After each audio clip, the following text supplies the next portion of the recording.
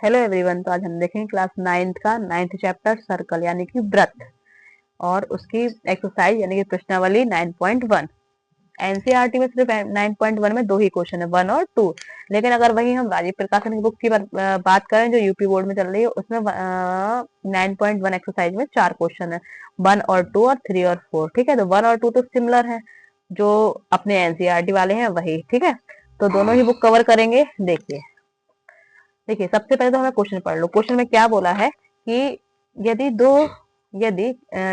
याद कीजिए दो व्रत की सर्वांग सम हो, मतलब दो व्रत क्या हो, सर्वांग सम हो। ठीक है, जिनकी त्रिज्याएं कैसी हो, बराबर हो। त्रिज्या समझते हैं ना, एक सर्कल है और सर्कल में ये केंद्र है, केंद्र से परिधि तक की दूरी। ठीक है, इसको हम क्या कहेंगे, त्रिज्या कहेंगे। ठीक है, एक ये त्रिज्या हुई, एक ये त्रिज्या हो गई।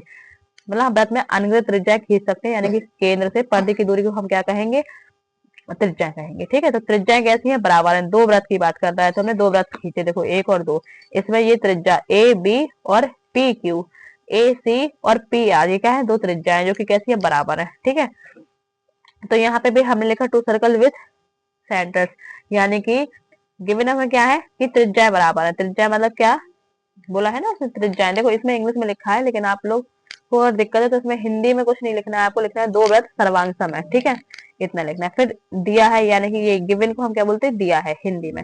और ए बी, ए और पी कैसी है, सेंटर है। सेंटर से कहाँ तक की दूरी, पद तक की दूरी, जैसे कि बीसी हुआ। अब देखो इसमें पहले क्वेश्चन में एनसीईआरटी वाले बुक में भी देखो और इसमें भी देखना, बिल्कुल सिमिलर क्वेश्चन है, कोई दिक्कत नहीं है उसमें।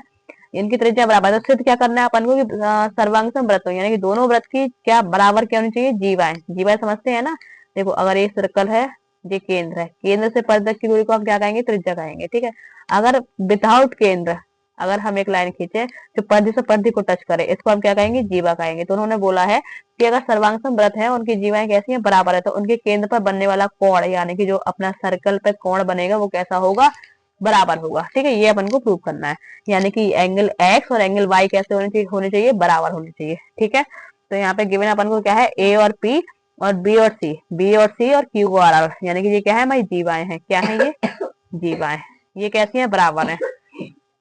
क्लियर। अब सिद्ध करना है, सिद्ध करना है, सिद्ध करना है, टू प्रूव्ड। प्रूफ क्या करना है, जो एंगल पे बने कोण है वो कैसे हैं, बराबर है। ठीक है, तो ट्रायंगल, अब हम क्या करेंगे, इन ट्रायंगल को ले लेंगे, इन ट्रायंगल को लेंगे और इसमें प्रूव करेंगे कोई तीन चीजें। अगर तीन चीज प्रूव करेंगे तो हमारा क्या हो जाएगा, जो सर्कल है वो कैसे कॉन्ग्रुएंट हो जाएंगे। ठीक है, तो देखो इसमें हम लिखेंगे ट्रायंगल, इन मतलब सिद्ध करना है, बस आप इतना लिखना। फिर लिखना त्रिभुज ए बी सी, ये ए बी सी और यहाँ पे पी क्यू आर। ठीक है, क्लियर। ए बी सी और पी क्यू आर। अब इसमें देखो, इसमें हमने बीसी, बीसी क्या है हमारा, ये जीवा, ये हमें कैसा है, गिवन है, यानी कि दिया है। इंग्लिश मीडियम वाले गिवन लिखेंगे और हिंदी मीडियम वाले लिखेंगे दिया है, ऐसा ब्रैकेट में। ठीक है, अब यहाँ पे लिखा है ए बी, ए बी देखो ये ए बी और है पी क्यू, यानी कि पी क्यू, यानी कि ये त्रिज्या दोनों सर्कल की बराबर होगी। क्यों क्यों बराबर, क्योंकि ये सर्वांगसम व्रत है। उसने बोला है क्वेश्चन में सर्वांगसम व्रत की त्रिज्या यानी कि radius of congruent circle. Hindi medium वाले ये लिखेंगे और इंग्लिश मीडियम वाले क्या लिखेंगे, सर्वांगसम, दिख रहा है, सर्वांग सम व्रत की त्रिज्या है। ठीक है, क्लियर। इसमें भी लिखेंगे सर्वांग सम व्रत की त्रिज्या है। ठीक है, अब ये क्या है मैम, ये है ए सी और पी क्यू, यानी कि दोनों, एक ये भी त्रिज्या, एक ये भी त्रिज्या है। यहाँ पे भी एक ये त्रिज्या, एक ये त्रिज्या है, दोनों त्रिज्याएं हो गई और एक जीवा हो गई। तीन चीजें हमने प्रूव कर दी, क्या, एस एस एस से। तो हमारा ये जो ट्रायंगल है ना, ए बी सी, और ये जो साफ कर रहेगा ना, ये क्या होगा, हमारा कॉन्ग्रुएंट होगा। ठीक है, ये कॉन्ग्रुएंट का साइन है, यानी कि एंगल ये और एंगल ये कैसे होगा, सिमिलर होगा, यानी कि कॉन्ग्रुएंट होगा, यानी कि सर्वांगसम होगा। तो एस एस एस से हमने प्रूव किया। अब एंगल एक्स और एंगल वाई इसी व्रत का हिस्सा है ना, तो एक इसी व्रत का सदस्य है, तो उसका एंगल एक्स बराबर एंगल वाई हो जाएगा सीपी सिटी। क्लियर, प्रूव हो गया हमारा ये। आई होप कि आपको समझ में आया होगा। इंग्लिश मीडियम वालों के लिए भी हेल्प हो रहा है और इंग्लिश मीडियम हिंदी मीडियम वालों के लिए भी है, दोनों ही के लिए बेनिफिशियल रहेगा। अब देखिए सेकंड क्वेश्चन क्या कहता है इसमें, देखिए सिद्ध करना है। सिद्ध कीजिए कि सर्वांगसम व्रत है और उनकी जीवाएं केंद्र पर बराबर का कोण अंतरित करती हैं। मतलब इसमें हमें कोण दिया है, बोला है कि कोण मतलब बराबर का है, लेकिन हमें प्रूव क्या करना है इसमें, जीवा है। मतलब कि जो इसमें हमें गिवन था अब वो हमसे इसमें पूछा है, और जो इसमें पूछा था अब वो हमको इसमें गिवन है। ठीक है, ये एनसीईआरटी एक्सरसाइज से ही है। ठीक है, ये राजीव प्रकाशन की बुक है, और ये हमारी कौन सी बुक है, ये हमारी बुक है एनसीईआरटी। ठीक है, तो देखते हैं। तो सेकंड क्वेश्चन देखो, इसमें भी हमने 2 सर्कल ले लिए। ठीक है, 2 सर्कल लिए बनाए, उसमें हमने केंद्र ए और पी। ठीक है, ये हमें एंगल है ना, ये हमको बराबर दिया है, ये जीवा हो गई।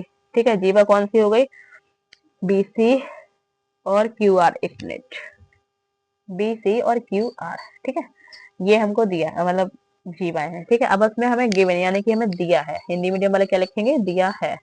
दिया है 2 सर्कल विथ सेंटर, यानी कि 2, अब आपको लिखना है 2 वृत्त सर्वांग है। ठीक है, ए एंड पी वृत्त वाले। ठीक है, इसमें एंगल वाई और एंगल एक्स और एंगल वाई कैसे हैं, बराबर है। देखो बोला था ना उसमें, हमें इसमें बोला है कि सर्वांग वृत्त है जिनके केंद्र पर बना कोण, केंद्र कौन सा, ये सेंटर है ना, सेंटर पर बना कोण इस टाइप से, जो सेंटर पर बना कोण कैसा है, बराबर है। तो आपको जीवाएं बराबर करनी है। ठीक है, तो ये हमको गिवन है। अब हमें प्रूव यानी कि सिद्ध क्या करना है, लिखना है यहाँ पर सिद्ध करना है BC बराबर QR।